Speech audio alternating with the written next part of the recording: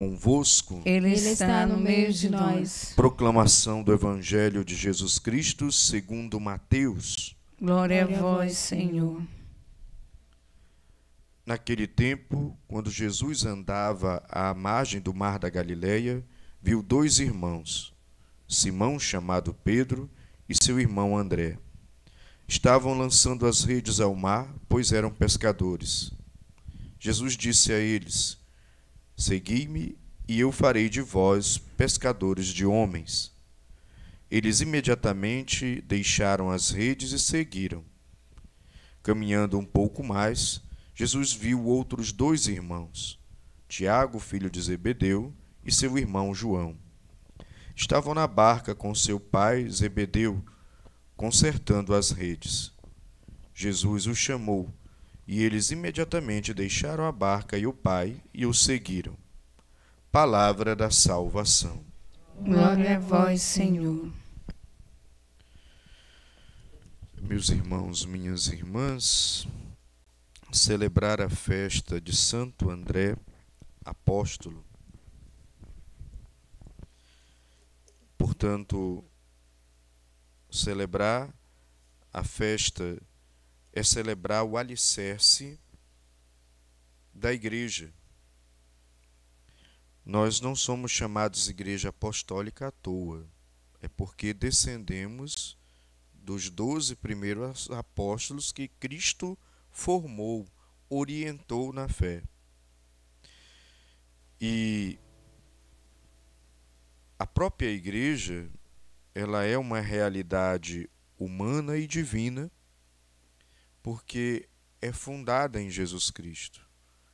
A encarnação de Jesus no ventre da Virgem Maria já é fundação da igreja na história. O seu nascimento é fundação na igreja na história. A escolha dos 12 apóstolos, incluindo André, é fundação da igreja na história. Os 3 anos de vida pública em que ele anuncia a boa nova e prepara os apóstolos é fundação da igreja na história. O próprio virar para Pedro e dizer: Tu és Pedro, e sobre esta pedra edificarei a minha igreja, é fundação da igreja na história. E finalmente, a sua paixão, morte e ressurreição é fundação da igreja. E a partir dali do sangue e água, os sacramentos, inclusive, ali, né? E depois, no Pentecostes, essa igreja, formada por Cristo, se manifesta. É manifestação na ação do Espírito. Portanto, quando nós celebramos a festa de um apóstolo, nós celebramos uma instituição que, como diz São Paulo, é corpo místico de Cristo. Cristo cabeça, nós os membros. Lembramos que a igreja não é apenas uma realidade humana, social, um grupo de pessoas. É uma realidade divina, fundada em Cristo. Ele forma os apóstolos, e os apóstolos, a partir do envio do Espírito Santo, formam as comunidades e ensinam aquilo que Jesus os ensinou. Transmitem o conteúdo da fé recebido por Cristo. E hoje, o colégio dos apóstolos é sucedido pelo colégio dos bispos. Portanto, um bispo é um legítimo apóstolo de Jesus Cristo.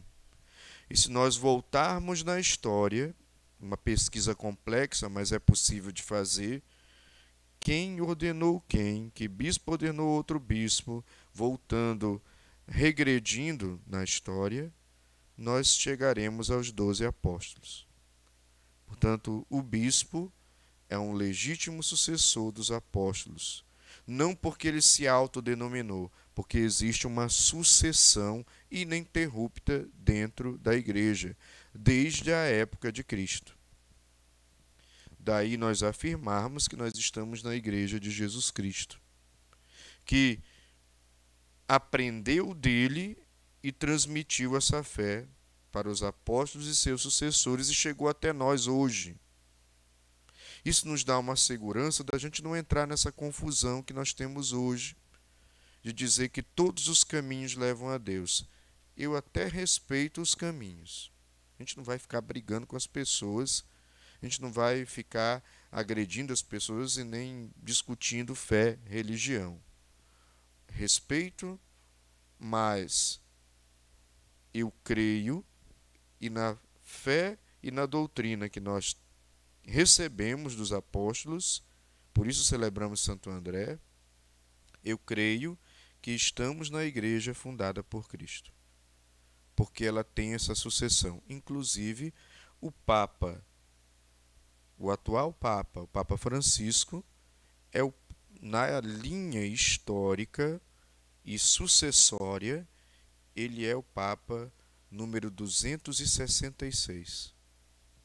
São 265 papas que antecederam o Papa Francisco, contando com o primeiro, que é São Pedro. Isso acontece com os bispos da mesma maneira, só que os bispos eles se multiplicaram mais, né?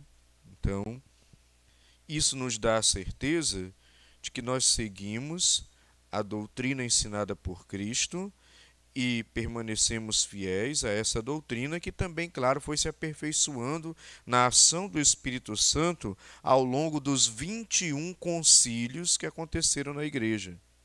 21 concílios que adaptaram a doutrina ensinada por Cristo, não modificaram ela, adaptaram na ação do Espírito Santo a maneira de transmiti-la. E também, claro, com alguns problemas modernos, atualizaram essa doutrina para responder situações que não haviam na época de Cristo. Então, nós, com todo respeito às outras denominações, somos a Igreja de Cristo. O próprio protestantismo, com todo respeito, não estou aqui querendo criar conflito nem atrito, estou citando questões históricas. Todo protestantismo é fundado por homens. A Igreja Católica é fundada por Cristo. E o protestantismo vai surgir como um movimento dentro da história da humanidade ali pelos anos 1517. Então quer dizer que até 1517 estava todo mundo errado. Só Martinho Lutero, agora que fez uma revolução, agora é ele que está certo. Quer dizer que Deus esperou 1517 anos para poder agora revelar de verdade qual era a igreja. Eu acho que esse raciocínio, sabe? A gente tem que sentar, colocar o pé no chão e perceber que as outras igrejas, com todo o respeito que elas merecem, nossos irmãos são fiéis àquilo que eles aprenderam também dentro da tradição deles.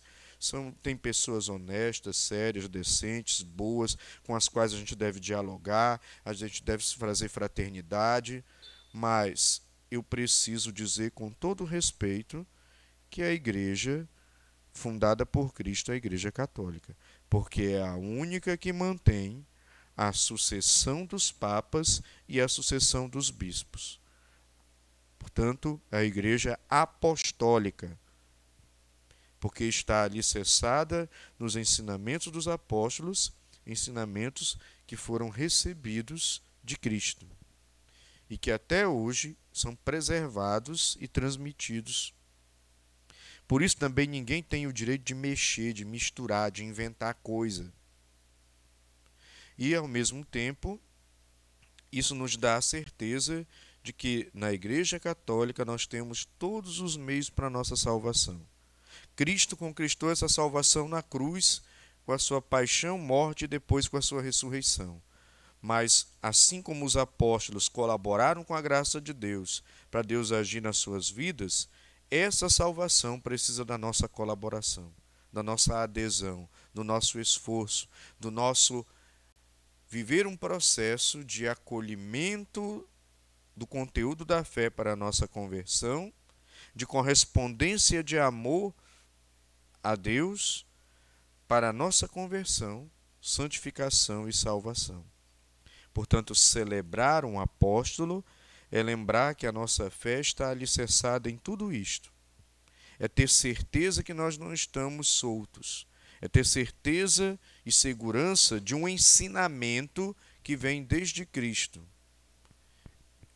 E é ter certeza de que nesta igreja, nós temos os meios que são principalmente os sacramentos, junto com os seus ensinamentos e a doutrina e a palavra, são os meios necessários para a nossa salvação.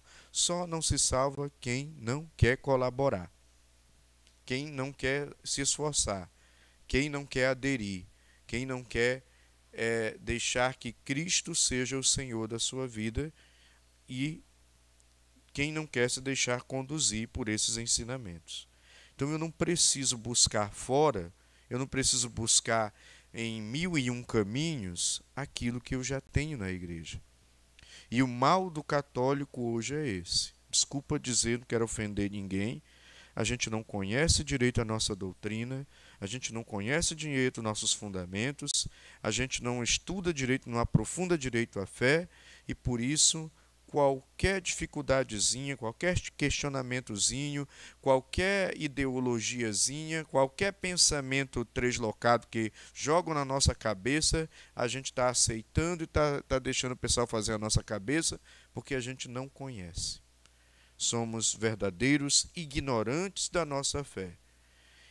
E ao ignorar a fé, qualquer coisa me convence, qualquer coisa me derruba, qualquer questionamento põe dúvidas na minha cabeça, porque eu não conheço, porque eu não aprofundo, porque eu não procuro amadurecer essa fé. E se você pode dizer, Frei, mas você está exagerando. Não, se eu fizer uma pergunta básica para uma assembleia, poucos vão conseguir responder, porque não sabem o que é a doutrina católica. Que pergunta básica? Por exemplo, quais são os efeitos do batismo na vida do cristão? É possível que um ou outro levante o braço e diga, mas a grande maioria já fez esse teste, não sabe. Não sabe que o batismo apaga a mancha do pecado original, não sabe que o batismo nos liga ao corpo místico de Cristo, não sabe que o batismo nos torna co-herdeiros de Cristo do reino dos céus, não sabe que pelo batismo nós recebemos a graça santificante, que é essa graça de Deus que nos acompanha, que nos fortalece, e quando nós perdemos essa graça pelo pecado, é o sacramento da confissão que restitui a graça santificante que nós recebemos pelo batismo. Se eu perguntar agora isso para vocês, não respondam. Vocês não sabiam de metade do que eu disse aqui. Tenho certeza. Então, eu estou querendo humilhar vocês? Não, não é isso. Eu estou querendo demonstrar que o que eu estou falando é verdade. Que a gente não conhece a nossa fé. E não conhece, por isso se deixa abalar por qualquer coisa, por qualquer questionamento. E o pior, não só se deixa abalar por qualquer questionamento, mas como eu não conheço, eu não consigo viver. O pedreiro só vai sentar bem um tijolo na parede aqui se ele conhecer como senta o tijolo. Né? Chama alguém que não entende nada de construção para sentar um tijolo. A parede vai cair. Porque não conhece, não sabe. Então, muitas vezes, o católico ele não vive bem a sua fé porque também não conhece. Fica naquela catequesezinha de primeira Eucaristia, que às vezes é bem ralinha, bem fraquinha, porque também os nossos catequistas, desculpa dizer, também às vezes não são tão profundos, não estudam, não pesquisam, não aprofundam, são superficiais. Aquela catequesezinha também de crisma, aí depois que crisma some, aí depois entra numa crise lá existencial, volta para a igreja, mas já volta toda arrebentada, né, passando pela mão de 1001 superstições, com a cabeça cheia de confusão, porque não conhece a fé. Então, meu irmão, minha irmã, Celebrar um apóstolo é lembrar os fundamentos da nossa fé. Celebrar um apóstolo é crer que nós temos todos os meios necessários para a nossa salvação. Celebrar um apóstolo é também tomar consciência que eu preciso conhecer melhor essa fé para que eu possa viver melhor essa fé. Inclusive, ignorar a própria fé católica também pode ser um tiro pela culatra quando aparecem os fanáticos exagerados, especialmente de internet, os tutoriais, as pessoas moralistas, que acabam fazendo a cabeça das pessoas e aí formam uma legião de fanáticos, de gente exagerada na vivência da fé, com desequilíbrios mil, porque eu não conheço a minha fé. Então nós somos vulneráveis, quando não conhecemos a fé, tanto de cair no desleixo e se desviar, como de cair num fanatismo e também se desviar. Meu conselho para todos nós, vamos ler mais, vamos estudar mais, vamos meditar mais a palavra, vamos conhecer mais, vamos nos esclarecer mais, vamos pegar o catecismo da Igreja Católica que está ali à nossa disposição para nós estudarmos. Quem sabe assim, nós vamos dessa maneira conhecendo para poder viver e conhecendo não se deixar enganar por qualquer bobagem que estão falando por aí, especialmente nas redes sociais. Louvado seja nosso Senhor Jesus Cristo. Para sempre seja louvado.